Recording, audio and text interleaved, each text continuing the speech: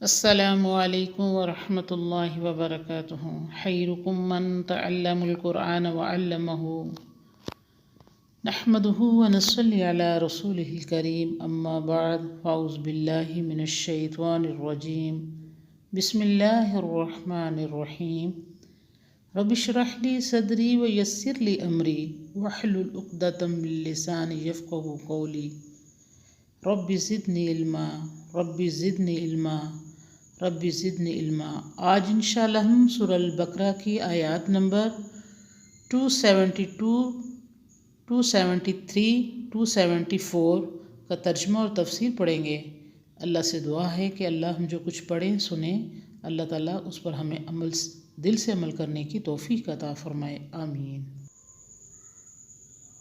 لیس علیک ھداھم ولکن اللہ یہدی من یشاء وما تنفقوا من خیر فلأنفسکم وما تنفقون الا ابتغاء وجہ اللہ وما تنفقوا من خیر یوفى علیکم وانتم لا تظلمون۔ انہیں راہ پر لانا تیرے ذمہ نہیں، لیکن اللہ جس سے چاہے راہ پر لائے، اور تم جو کچھ مال خرچ کرو گے سو اپنے ہی لیے ہے، جب تک کہ خرچ کرو گے صرف اللہ کی رضا جوئی میں، اور جو کچھ مال خرچ کرو گے تمہیں پورا پورا ملے گا اور تمہارا حق نہ رہے گا۔ ان آیات میں اللہ تعالیٰ نے پھر اس بات کا اعلان فرمایا کہ نبی اور نبی کے ماننے والوں کا فرض تبلیغ کرنا ہے، ہدایت دینا اور مسلمان بنانا ان کا ذمہ نہیں، لہٰذا تبلیغ کا نتیجہ نکلے یا نہ نکلے اس کا خیال کیے بغیر اپنا کام جاری رکھنا چاہیے۔ اس سے یہ بات بھی نکلتی ہے کہ ضروری نہیں ہم دولت صرف ایسے لوگوں پر خرچ کریں جو ہمارے پیسے کی وجہ سے دین قبول کر لیں، بلکہ صدقہ خیرات ہمارے مقصد صرف اللہ کی رضا اور خوشی ہونی چاہیے، اور جو بھی ضرورت مند ہو اس کی ضرورت پوری کرنی چاہیے۔ مشرک و کافر، مومن اور منافق میں تمیز نہ کی جائے۔ ثواب اسی لیے مل کر ہی رہے گا کہ تم محض اللہ تعالیٰ کی رضا جوئی اور خوشنودی کے لیے مال خرچ کرتے ہو۔ اللہ تعالیٰ نے وعدہ فرمایا ہے کہ اجر پورا پورا ملے گا۔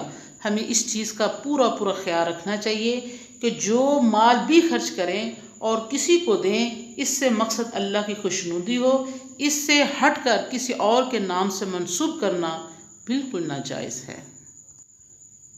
للفقراء الذين احصروا في سبيل الله لا يستطيعون ضربا في الأرض يحسبهم الجاهل أغنياء من التعفف تعرفهم بسيماهم لا يسألون الناس إلحافا وما تنفقوا من خير فإن الله به عليم۔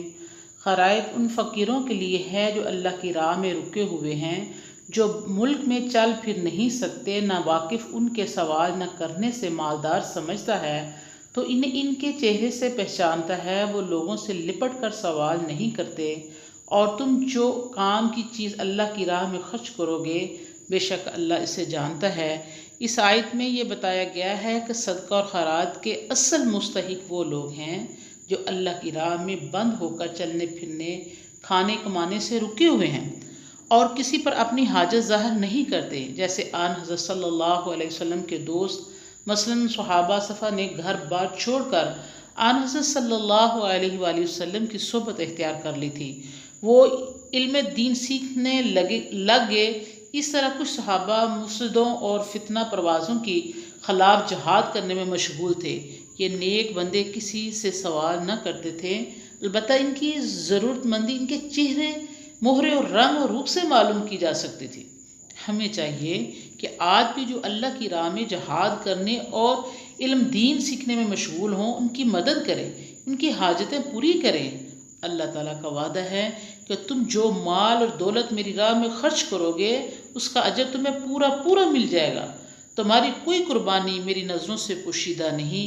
یہاں بھی اللہ تعالیٰ نے دولت کو لفظ خیر سے تعبیر کیا ہے اور ان لوگوں کو نظر و کرم کا خاص طور پر مستحق قرار دیا ہے جو لپٹ کر پیچھے نہیں پڑتے، بلکہ خودداری سے کام لیتے ہیں اور اپنی غربت ظاہر نہیں ہونے دیتے۔